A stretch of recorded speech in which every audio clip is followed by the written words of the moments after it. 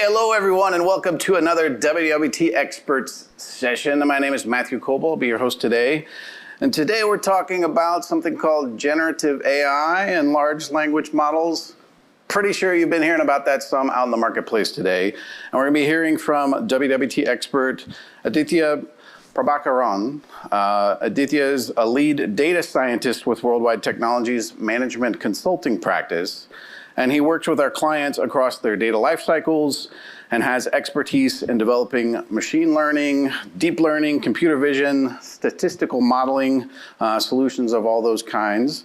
Prior to Worldwide Technology, Aditya held data science roles with Bosch and with Rolls-Royce. And we're pleased to have him here in person at Worldwide's headquarters in St. Louis, all the way from Gujarat, which is a suburb of Delhi in India. So please welcome him. Hey. Good to see you. Hey, thanks, Matt. Thanks for joining us today. So how long are you in the country this time around? Just about a week. It's going to be a very short trip this time. That is a short trip for that much travel, right? Yeah, that's a lot of travel all the way from India. Yeah, cool. Yeah. Well, we're glad you're here. Delighted for you to stop by and be on WWE Experts. And I want to jump right in. So, I understand that you've spent pretty much most of your career developing AI and ML solutions across lots of different industries. You've been at this for a long time, but I got to ask, all of a sudden, there's this mass popularity and adoption surrounding generative AI. ChatGPT kind of came out of nowhere, right? And now the whole world's talking about that.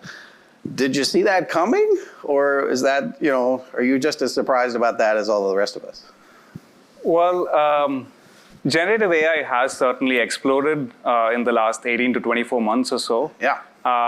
But the AI industry has been developing generative solutions for several years. In fact, the first language model, a very rudimentary n-grams model, came out about 75 years back, right? Wow, that long ago. Yeah, so you can imagine how long we've been at it. Right. And in fact, ChatGPT, right, which everyone knows now, the Transformers architecture, which is really the backbone of the ChatGPT and most large language models, that came out in 2017, a paper published by Google Brain. So again, that's been 6 years. But the last 18 to 24 months has really been a significant sort of level shift in the robustness, the accuracy and performance, but also the alignment. And when I mean alignment, I mean aligning the output or the response of these models with what the user is asking for. The ask, the intention, or the instruction that the user is expecting when they interact with these solutions.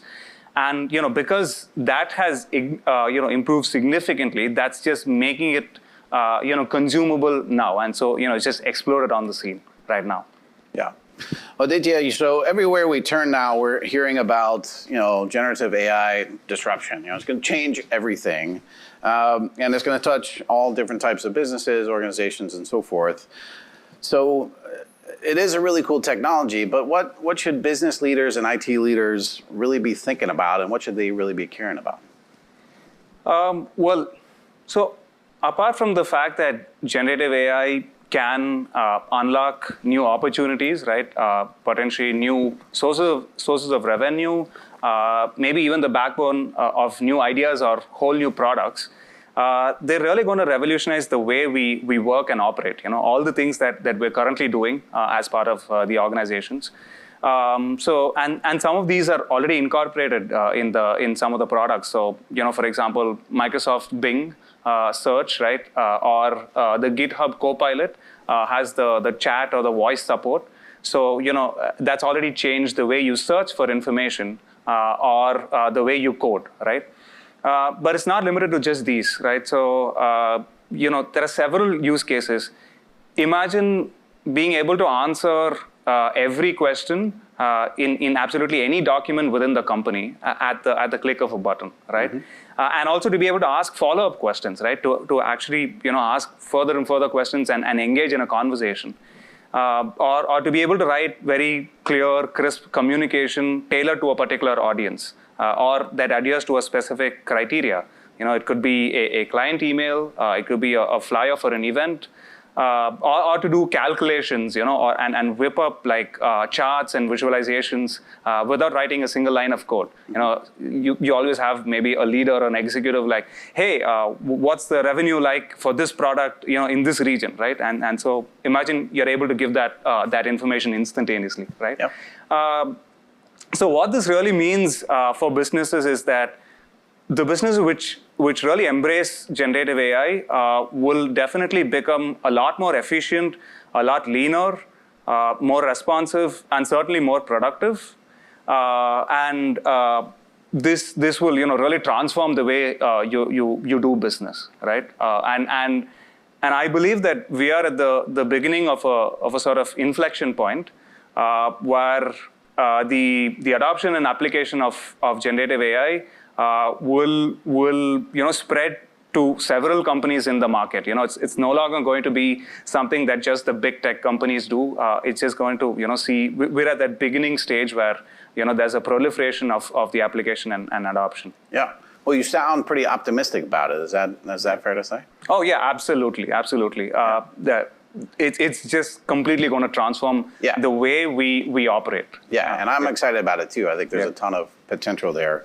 Well, so a lot of us out there are probably familiar with the idea of large language models, and you recently wrote an article that I think is on wwt.com that's sort of comparing different sizes of language models. You have small, and I didn't really even know they're like T-shirt sizes of these LLMs, right? So tell us a little bit about how the small models are different from the larger models and the other sizes in between, and why is that difference important? Yeah, I mean, we actually chose to explore the smaller open source models just to see how they compare and stack up against the state of the art proprietary models, like ChatGPT, for example. And what we've actually realized is the smaller models, especially the models less than 5 to 7 billion parameters. So maybe just to give context, the models can range from a few million parameters all the way to more than 500 or 600 billion parameters. So you've got the full gambit there, right? Yeah. But mostly the models which are smaller than 5 to 7 billion parameters, they tend to do well on simple tasks, like what's the sentiment of a given statement? Like is it a positive sentiment or is it negative? But they probably don't do as well on more complicated or sophisticated asks. Like, for example, can you summarize this long essay for me, right? And so, you certainly see a difference in capability across different models of different sizes, but there's also an associated difference in cost. So the cost that you incur when you interact or consume these models could range from, say, 5 cents all the way to $10 per request, or basically per interaction with these LLMs. So you need to really choose what's the appropriate model for you to use for your use case. Yeah. Well, tell us more about, I know you did some experimenting, some research that led to this. You're alluding to it already, but that you're feeding different kinds of questions to small, medium, large language models. What are the key business takeaways that organizations should be in addition to that cost aspect? Is it right to sort of calibrate the right model to the right size for the right kind of question that might be asked, or what advice would you give people about how to think through that? Right. So maybe a little about the experiment. So we just wanted to explore the capabilities of smaller models, so smaller open source models, so models which are less than 10 billion parameters in size. Essentially because most of these models will fit in your memory, just with a single GPU. And so, it's easily accessible. So most people have the compute capabilities to run those. Exactly. Right? Typically, you'd have that compute capability to be able to consume those models, and just to see how they stack up against these much larger models. And the experiment itself, instead of using a benchmark data set, a big data set, and using like a complicated or complex evaluation metric, which there are studies which have done that, we actually wanted to use a simple set of questions, but which are diverse, right? So factual questions, what's the boiling point of water, or descriptive questions, what's a CPU, or subjective, subjective questions like who's the greatest tennis player of all time? Answer is Djokovic, by the way. But yeah, so just and also to score these models on from 0 to 10, and to crowdsource that scoring. The intention basically was to give the readers like a very simple, intuitive, and easy to understand sense of how these what's the capabilities of these models, and the main takeaway is many of these models, especially these smaller models, less than 5 billion, they tend not to be as competitive as the much larger models, like say ChatGPT, especially on questions like which are very subjective, right? Like so, it's hard to understand what the intention of the user is or of the prompt is, and so again, they don't stack up today, but having said that, the open source community is making a lot of progress. In the last couple of months, we have Open Assistant, we have Vicuna, we have Falcon. So we have these models which are certainly becoming better and better. So maybe that's something to watch out in future. Yeah. Well, and so if we think about these different size LLMs, the other question that we have is thinking about how they might become a bit more specialized, right? So do you see them kind of branching into, this one's best for kind of the legal industry, or this one's better for financial services? Or is it really more the case that the large models are just kind of win out because they cover all of these things? How do you see that playing out?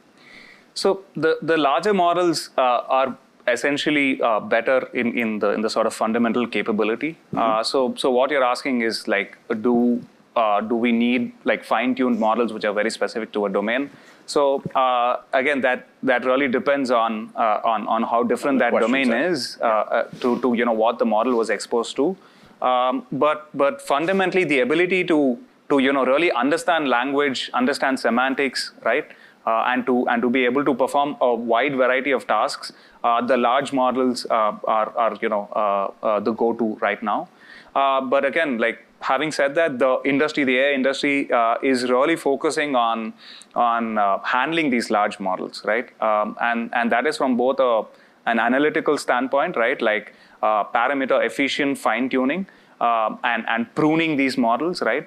But also from an engineering standpoint, like using distributed data computing, or using sharded or chunk-wise model files, right, to be able to address memory challenges that you will have with these very large models.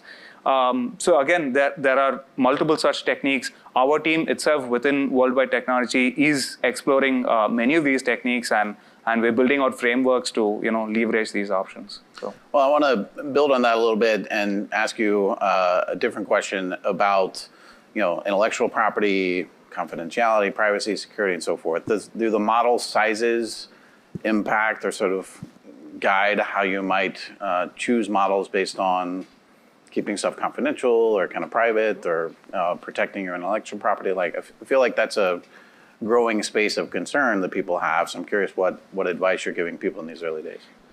No, I mean, I think even the proprietary solution providers, like say OpenAI or Google or NVIDIA, they also have models of different sizes. Like Ada, for example, is part of the GPT-3 model family of OpenAI. It's very small; it's less than 1 billion. Whereas you have DaVinci, which is about 175 billion or so. So I think there are two separate concerns. Okay.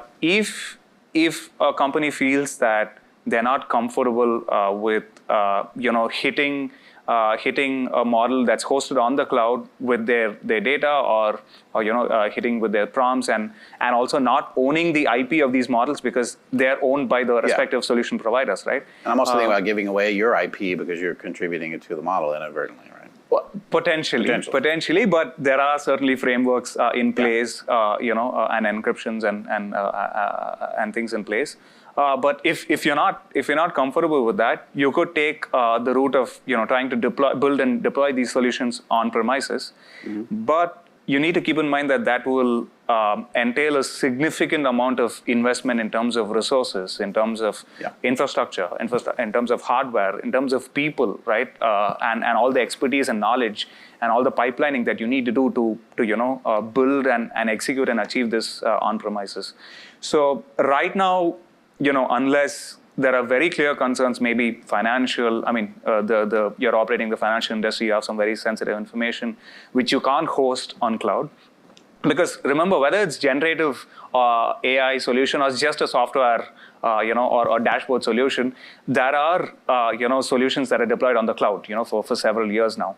So that concern is more of where do you think you can host your data? So something that each company has to evaluate, and I'm sure they'll have their own security policies. But things to keep in mind is it can be a lot of investment in terms of time and effort if you want to do them on premises and keep them competitive with what you get on cloud. Yeah. Okay. Well, and so obviously, data and the data that audiences out there have is essential to do this stuff well, right? So what advice are you giving to organizations to really think through having a thoughtful, sound data strategy, and how important is that to kind of connect things into work that an organization may want to do with generative AI? Can you do those in parallel? Do you need to get your data in order first? How do you counsel clients about that?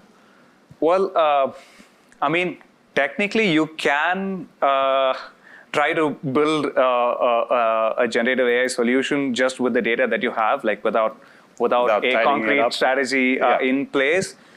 But you will inevitably encounter roadblocks, and there are like considerations like where are you going to host the data, where and how you're going to process the data, where and how you're going to deploy the solution, right? Like we just spoke about it, cloud or on-prem.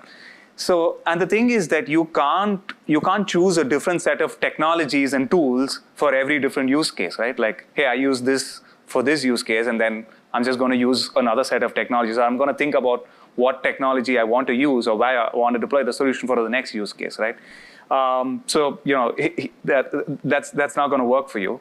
The other thing is all the hard work and the investment that you build for the first use case, they're not easily extendable to other solutions, right? If you don't have that unified strategy and vision. And lastly, again, like I said, generative AI at this point still will require a significant investment and cost associated with it. So really the question is, if you want to utilize these technologies and convert them into business value in a sustainable manner and get a good ROI on that, and I'm sure your leaders would want that. Yes. You really should have a very unified and coherent data strategy, vision, data management, and infrastructure in place, and that, by the way, Worldwide Technology has decades of expertise and experience in helping enterprises transform their IT and infrastructure, helping them prioritize the right business use cases, and also using the right technologies to get that business value out. Yep. So. Yeah. All right. Well, Aditya, so I'm thinking about, with the rise of ChatGPT and all the sort of coverage on that, the business media, tech media, and mainstream media, probably a lot of business leaders out there are like telling their teams, like, we got to do more generative AI. Even though for folks like you, it's not new. It's been around. It's just sort of become part of our mainstream awareness. So how do you consult with clients and have them think through the process of evaluating generative AI solutions, assuming that they have a proper data strategy in place? Like how do you counsel them to think through that?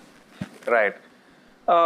So I think the probably the first question is, again, like, where do they want to host the solution? There's obviously the security and the IP angle. Like, is it cloud or do you want to do it on premises? Because that obviously will mean that you have a certain set of options that are available to you. Mm-hmm. The other important question is it going to be a buy or a customize question, right? Like, which is does your use case merit just buying the solution that's available online, or do you actually need to do some fine tuning and customize the model or the solution to be able to use it for your use case? And that really depends on what's the domain of your use case, what's the nature of the task that you're trying to do, that you're trying to achieve, and how different your data is from what the model was exposed to, during the training in the first place. But after that, once you've identified, say, a given generative AI provider, there are still some things that you need to evaluate. The key point is flexibility. So again, what are the types of models that you have, right? Like from very small models to very large models, because they mean a difference in capability, but also in cost. Some use cases, it's okay to just use smaller models, and you could keep the cost down. Some use cases you need those bigger, fancier models. And for a given model, what's the hyperparameter tuning that you can do, right? Again, some use cases will need creativity, right?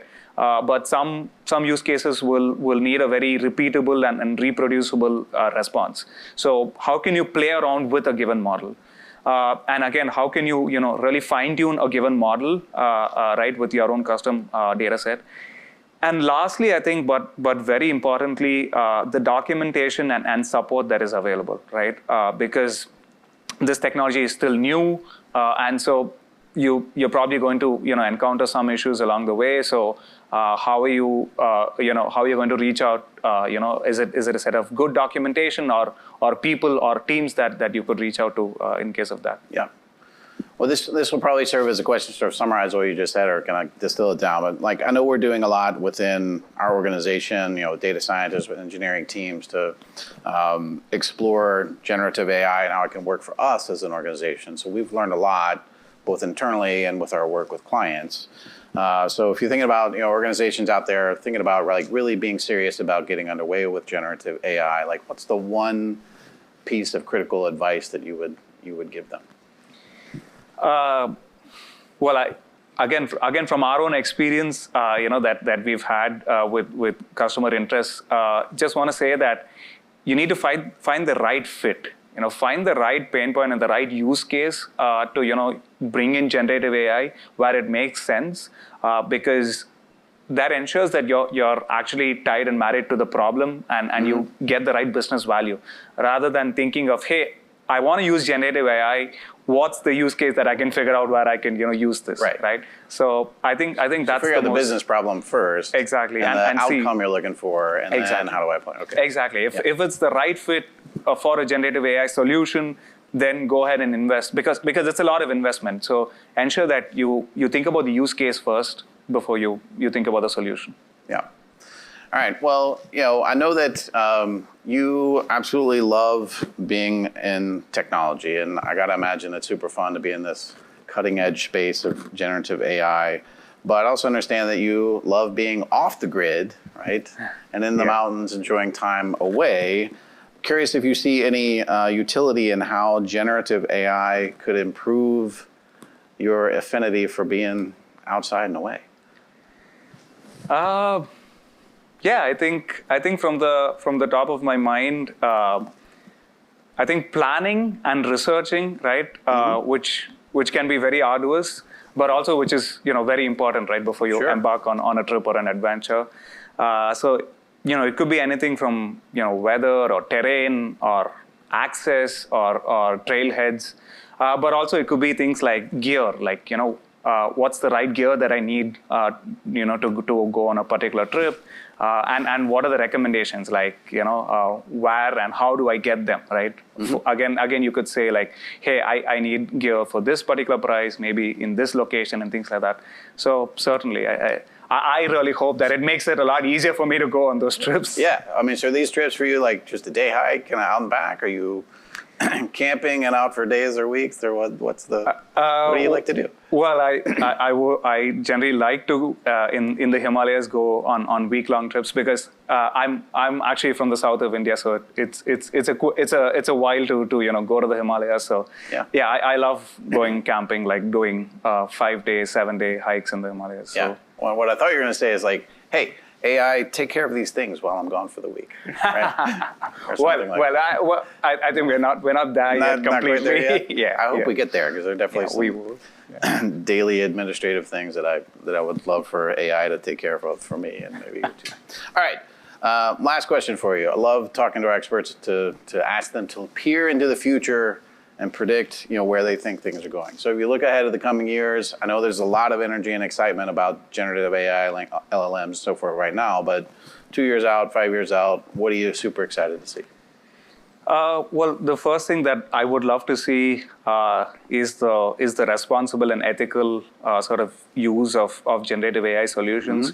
So some regulations in how we're harnessing these solutions and how we're using them, be it regulations that the market leaders themselves bring in, or by agencies, right? And the other thing is, I would love to see a lot of open source solutions become very competitive with the proprietary ones, because that just democratizes the solution and makes it accessible to far more people, right? People or organizations. And I think lastly, what I would love to see again is to really reduce the amount of resources that goes into training and consuming these large language models, because apart from, again, making them accessible, it will really reduce the carbon footprint, and that's really important from a sustainability standpoint. So yeah. Excellent. Yeah. Well, Aditya, thanks so much for being with us today. I understand you're heading back home tomorrow morning, so have a safe trip, and thanks for being here. Absolutely. It's been my pleasure being here, and so thanks for having me, Matt. Yeah, of course. And thank you for joining us today. Another great WWT Experts session. Lots more coming up in the future on our calendar. Plenty in the back catalog that you can watch on demand at any time. So head on off to wwt.com/events. Check those out. Thanks for coming today, and we will see you next time.